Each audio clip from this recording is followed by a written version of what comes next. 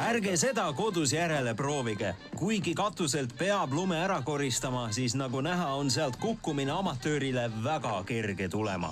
Seepärast ongi oluline, et mul oleks see positsioneerimine selliselt. Siis ma ei libise, ma saan palju efektiivsemalt tööd teha. Lähme alla või? Mulle siin täitsa sobib, aga no lähme.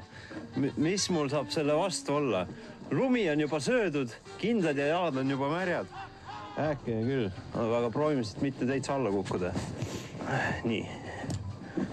Okei, vana, selja taha ei tohi vaadata.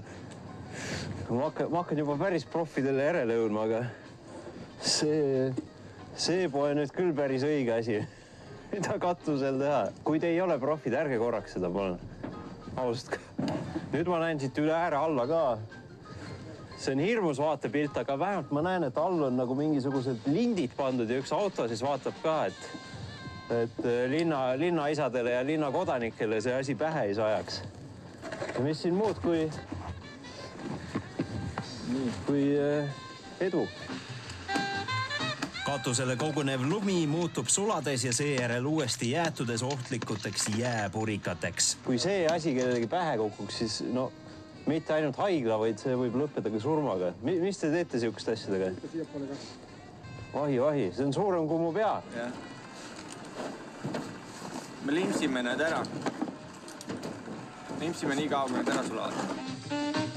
Miks on aga kaunis lumi üldse nii ohtlik? Arvest, et tulemus on sula, siis see võib tekitada palju probleeme.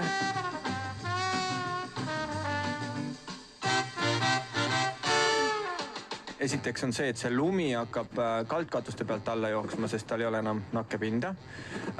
Teiseks näiteks, kui tuleb vihma, mida ennustatakse, siis nendel lammedatel katustel kogu see vesi jääb sinna katusele lõksu, ka kaldkatustel. Ja siis võib tundide jooksul juba nii palju see raskus mõjutada, et hakkab sisse tulema.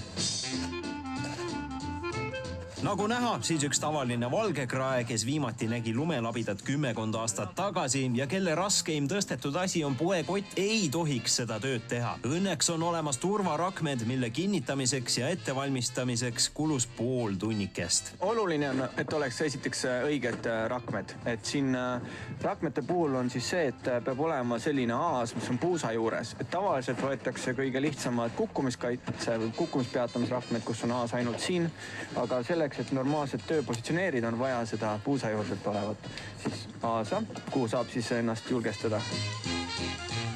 Ja siit ka loomoraal. Palgake ikka õiged inimesed katuselt lund ära lükkama. Ja ärge mitte kunagi seda ilma turvarakmeteta järele proovige. Muidu võib lõpetada nii, et neerud on Rentslis ja ajud Minskis. Aga...